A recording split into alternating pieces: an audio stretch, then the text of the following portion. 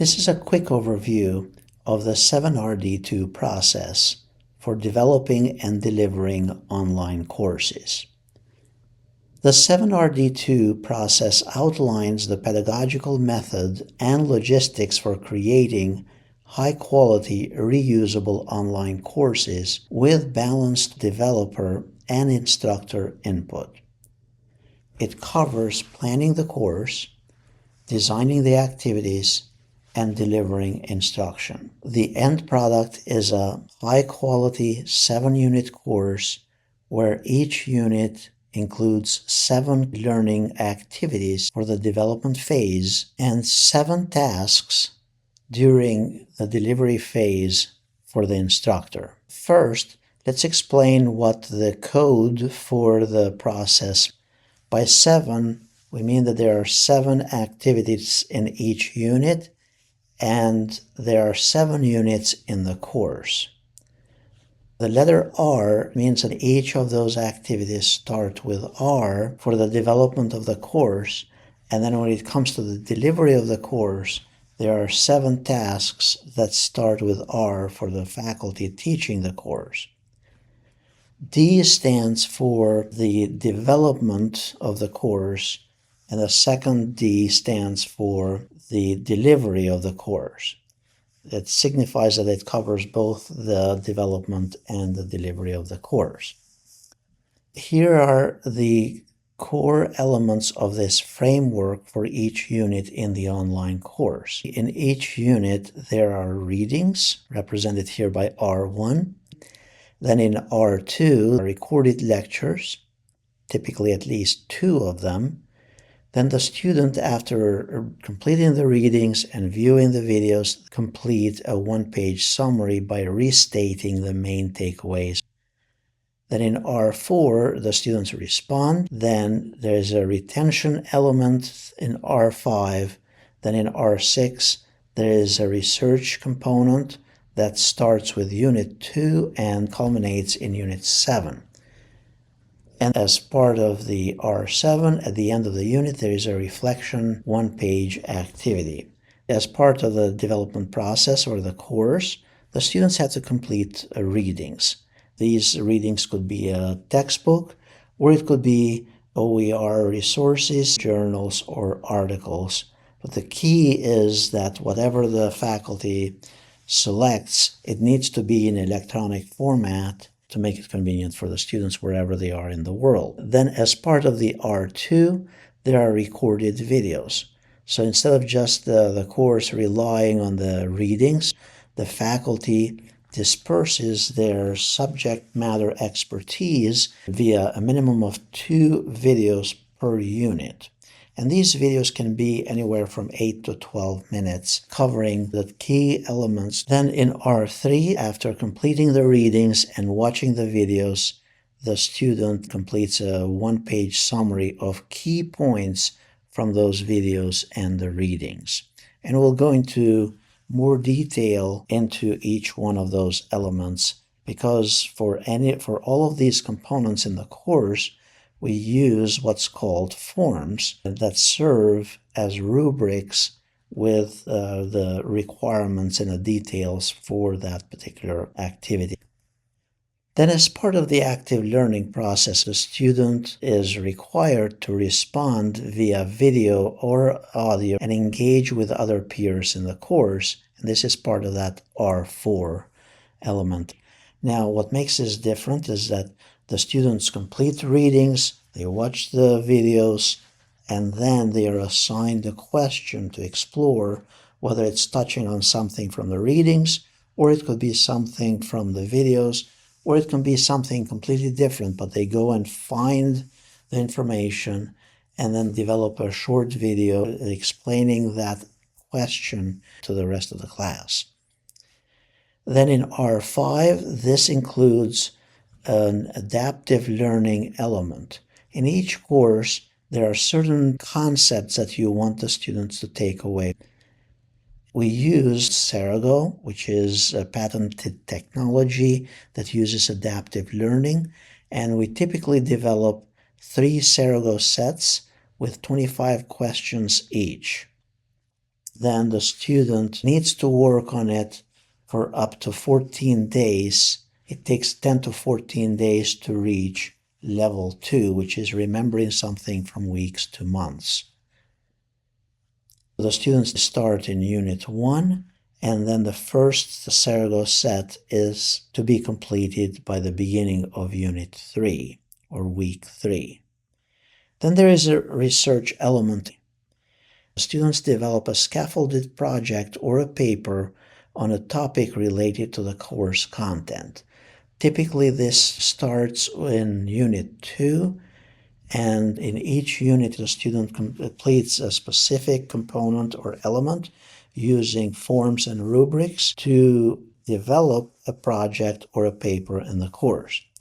Then at the end of the unit, the student also reflects on the unit takeaways for that particular week, and they write a one-page summary on the takeaways. The faculty teaching the course, typically on Fridays, submit a unit takeaway or wrap-up for that unit, segueing into the next unit. So the faculty develops this wrap-up on Fridays, and the students watch that wrap-up from the faculty teaching the course, and by Sunday, the end of the unit, that's when they submit one-page summary of the unit takeaways.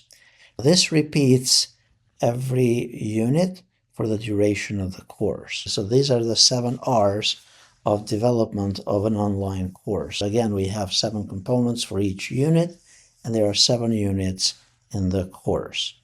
Typically, the courses also last 7 weeks, or in the case where you have to teach the whole semester, then you allow the students to complete all the activities in that unit within 2 weeks. Courses are designed so that they can be developed by one faculty and then taught by one or more other faculty, reusing the content from a previously developed course.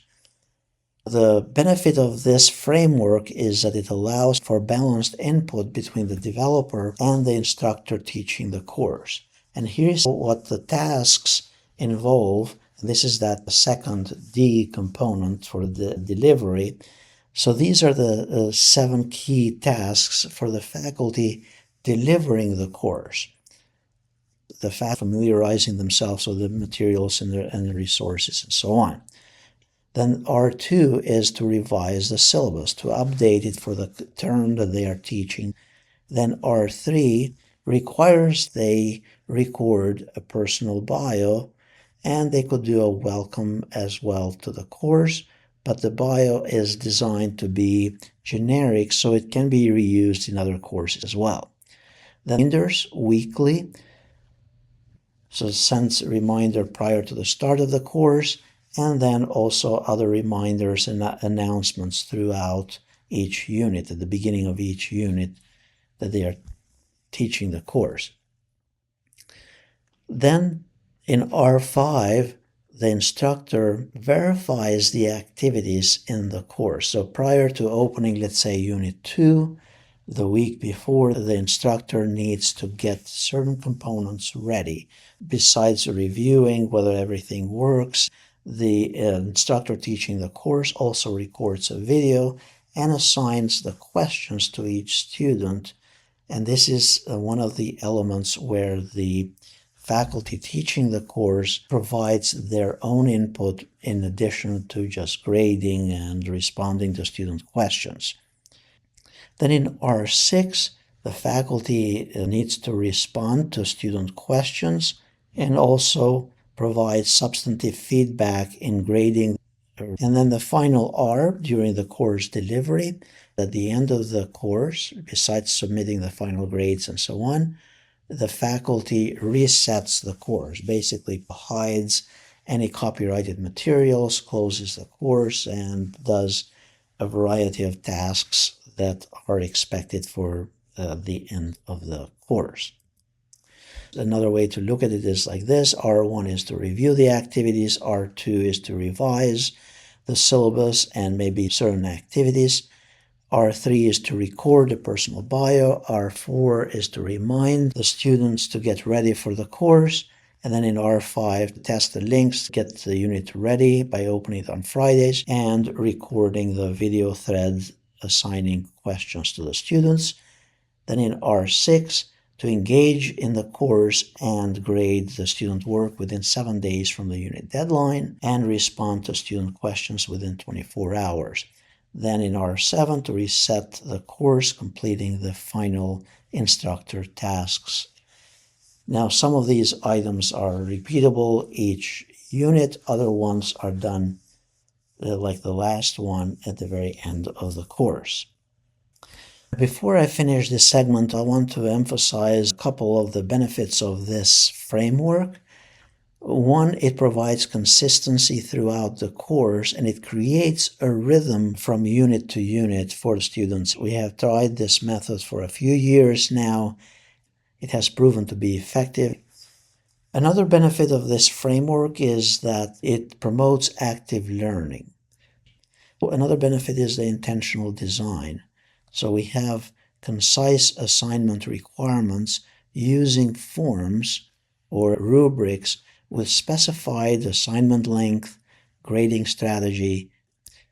Then retention. We want the students to remember certain concepts using adaptive learning technologies long after the course is over. Nimble design. This is another aspect where we have the course developer providing the main framework for the course, but then we have the instructors coming in with an opportunity to bring in their touch and their involvement and their input in the course delivery and not simply be facilitators to the course. Also, research infused. We utilize information literacy as part of those rubrics and scaffolded project or the term paper. Students in each unit, starting with Unit 2, they complete a component for building that final term paper or project. So the result then is a very balanced and highly reusable course where we are using cutting-edge learning technologies, creating a highly engaged environment structure